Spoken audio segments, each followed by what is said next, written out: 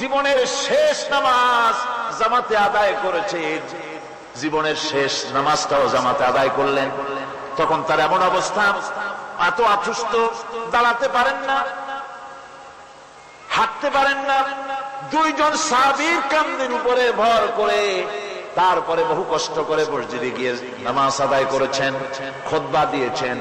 বললেন, খুতবা দিতে গিয়ে বললেন, আজ থেকে মসজিদে নববীর চতুর্দিকের সকলের দরজা বন্ধ হয়ে যাবে, শুধু আবু বকরের দরজাটা খোলা থাকবে। আল্লাহ নবী বললেন, আল্লাহ রাব্বুল আলামিন এই পৃথিবীতে তার এক বান্দাকে জাগতিক সব সম্পদ দিতে চেয়েছিলেন, কিন্তু সে বান্দা সব জাগতিক সম্পদকে উপেক্ষা করে মাবুদের সঙ্গে দেখা করা বেশি জরুরি, বেশি পছন্দ মনে করেছেন। এতটুকুন কথা নবীজি বললেন, কেউ কিছু বুঝতো না। হযরতে আবু বকর রাদিয়াল্লাহু তাআলা আনহু হুজুরের এই কথা শুনে কাঁদতে কাঁদতে তিনি অস্থির হয়ে যাচ্ছেন। সাহাবীরা চিন্তা করলেন, হুজুর কান্না কার কথা বলেছেন, তাতে কান্নার কি আছে? বয়োবৃদ্ধ, জ্ঞান বৃদ্ধ হযরতে আবু বকর রাদিয়াল্লাহু তাআলা আনহু বুঝতে পেরেছেন এই পৃথিবীর সব সম্পদ তো আল্লাহ হুজুরকেই দিতে চেয়েছিলেন। তিনি সমস্ত সম্পদকে উপেক্ষা করে তার মাবুদের সঙ্গে দেখা করার জন্য প্রস্তুতি নিয়েছেন। তার মানে হলো আল্লাহ নবী বিদায় হয়ে যাবেন, আমরা নবী থেকে এতিম হয়ে যাব। নবীজি ঘরের মধ্যে প্রবেশ করলেন, প্রচন্ড জ্বর এলো। এই প্রচন্ড জ্বর নিয়ে তিনি শুয়ে আছেন, কখনো বেহুশ কখনো হুশ। এর মধ্যে এশার আযান হয়ে গেল। সাহাবীরা বহুক্ষণ অপেক্ষা করে হযরত আবু বকরের ইমামতিতে নামাজ শুরু করলেন। হুজুরের হুশ এলো, প্রশ্ন করলেন, আয়েশা রে, এখন কোন সময়? হযরত আয়েশা বলেন, ইয়া রাসূলুল্লাহ, মসজিদে নববীতে নামাজ শুরু হয়ে গেছে। সাহাবীরা অনেকক্ষণ অপেক্ষা করে আমার বাবার ইমামতিতে নামাজ পড়তেছে সবাই, কিন্তু সাহাবীরা কেঁদে কেঁদে নামাজের মধ্যেই কাঁদতে কাঁদতে অস্থির হয়ে যাচ্ছে। তাদের মনের ধারণা হয়েছে নবীজির পেছনে নামাজ পড়ার কিসমত থেকে তারা মাহরুম হয়ে গেল। নবীজি বলেন, আয়েশা দরজা খুলে দাও আর আমার মাথাটা একটু উঁচু করে ধরো, আমি একটু নামাজের দৃশ্যটা দেখি। দরজা খুলে দেওয়া হলো, নবীজির মাথা উঁচু করে ধরা হলো। নামাজের জামাতের দৃশ্য দেখে নবীজি আবার শুয়ে পড়লেন।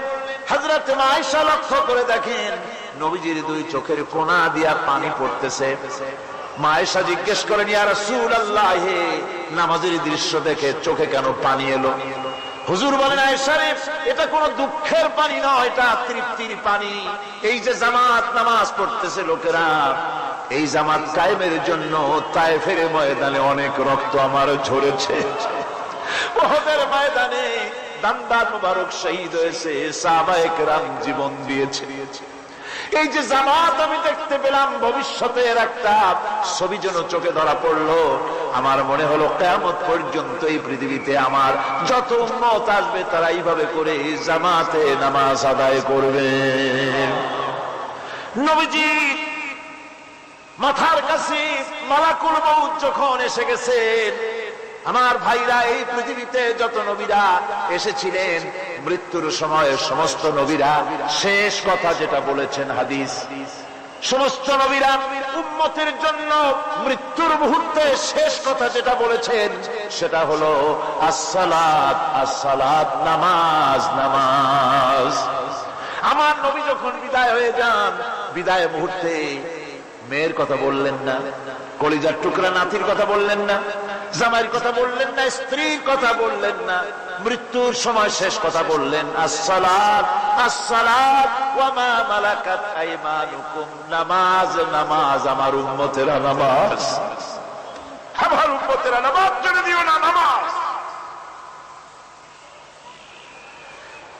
যেই নবী উম্মতের জন্য এত কাঁদলেন, নামাজের জন্য এত কথা বলে গেলেন, আল্লাহ রাব্বুল আলামিন নামাজের জন্য এত নির্দেশ করলেন, নবী ইন্তেকালের সময় নামাজের কথা বলে দিলেন, সেই মুসলমান আজ নামাজ আদায় করে না, নামাজ পড়ে তো নামাজ শুদ্ধ হয় না।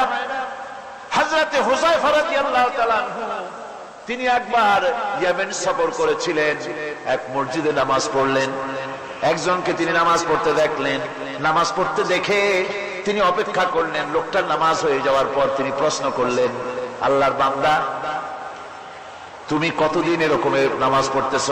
তিনি বললেন, প্রায় 40 বছর তো হবে আমি এরকম নামাজ পড়তেছি। হযরতে হুযায়ফা বলেন, তুমি কি আমারে চেনো? কয়, না, চিনি না। হযরত হুযায়ফা বললেন, আল্লাহর বান্দা শোনো, আমি হচ্ছি আল্লাহর নবী মুহাম্মদুর রাসূলুল্লাহ সাল্লাল্লাহু আলাইহি সাল্লামের সাহাবী হুযায়ফা। ও আল্লাহর বান্দা, তুমি যেভাবে নামাজ পড়েছো এইরকম যদি 40 বছর নামাজ পড়ে থাকো, আল্লাহর কসম করে বলি, নবীজি যে নামাজ শিখাইছেন তোমার সে নামাজ হয় নাই।